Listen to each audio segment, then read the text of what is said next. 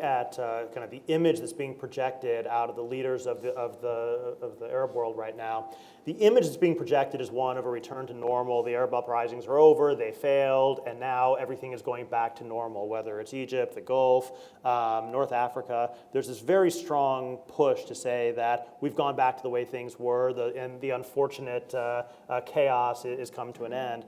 And I think this is utterly wrong. I mean, I think that that what we see now is a facade of normality in conditions where almost every regime in the region is less stable than it was before. They're fiercer, they're more repressive, they're more scared, and they're behaving accordingly. And this is less true in the Gulf. I mean, when you have $700 billion of foreign reserves, that certainly helps. But Egypt right now is extraordinarily precarious. Jordan and Lebanon have held on fine so far, but you never know what's going to happen. I think that what drove the Arab Spring in the first place was this combination of profound failure of governance, deep, fundamental, structural, economic, and cultural frustration, and the absence of meaningful political institutions to mediate that. Not only haven't any of those problems been resolved, most of them have gotten worse. And so what I would say is don't bet on us going back to another decade of calm in the region. I don't think it's likely to happen. Yeah, so ISIS is different from Al-Qaeda. It's a much more violent and radical version, if you like, of Al-Qaeda. But the reasons for ISIS are of two sorts. On the one hand, you have the American invasion in 2003 of Iraq, essentially disenfranchised the Sunnis of Iraq. It gave power to the Shiites, who then had a prime minister called Maliki, Nouri al-Maliki, who was a small dictator, very petty in the way he ruled Iraq, and very punitive against the Sunnis. So that alienated 25% of the population in Iraq. Then you have the breaking apart of Syria next door, where 70% of the population is Sunni, and they've been disenfranchised by the regime for many decades. So you have two Sunni communities in Iraq and Syria that feel that they want a greater say in power, they want a greater allocation of the resources being given to them. So those are the proximate reasons.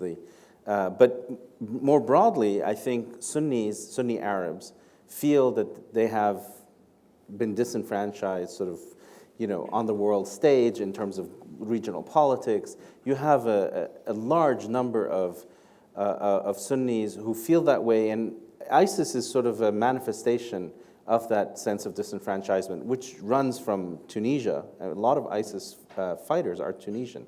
So you have to explain what Tunisians are doing in Syria and in Iraq, all the way to Sunnis on the other side of the world who are also coming, including Europeans and Americans who are also joining as recruits. And it is a real concern. Iran getting nuclear weapons, I actually don't think would necessarily be the end of the world, but it would be a profound diplomatic setback and would introduce some really profound risks in the region. So from an American point of view, closing that deal is not going to reorder the region overnight. Nobody in the White House really thinks that getting a nuclear deal with Iran is going to magically turn them into friends, into partners, into allies, or anything like that. A lot of nonsense out there right now, and I don't think anyone in the White House really believes it. But they do think that getting this issue resolved would address one of the primary American security concerns for over a decade, and would allow them then to begin trying to then deal with these other issues that are across the regional agenda.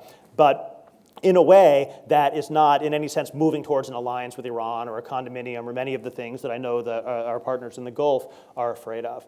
On the Iranian side, they're desperate to get out of sanctions. They want to break the international isolation, and especially in the kind of the pro-negotiations camp, there's their own very distinct political interest in trying to deliver on the promise of economic gains and trying to deal with some of the many really quite crushing internal issues that Tehran has been facing economically, socially, politically for quite some time. Yeah, and just one more point. In terms of Iranian oil production, I mean, it will take several years of investing in improving and fixing their fields before they can ramp up in any significant fashion. So it's not like the sanctions are removed and all of a sudden Iran is pumping 1 million extra barrels. That will not happen. And even beyond that, a lot of companies, especially American companies, are going to look at Iran and they're going to say, that's too risky right now. Let's see if this deal holds. You're going into, there's certainly going to be adventurous companies that will go in and they'll try and be early movers, take out market share. But I think a lot of American companies, especially looking at this incredibly complex web of unilateral, congressionally mandated sanctions, and trying to figure out which of those are going to be lifted, which ones won't be lifted, which ones are suddenly going to find you getting on a blacklist or running afoul of Treasury Department. There's an enormous amount of uncertainty out there.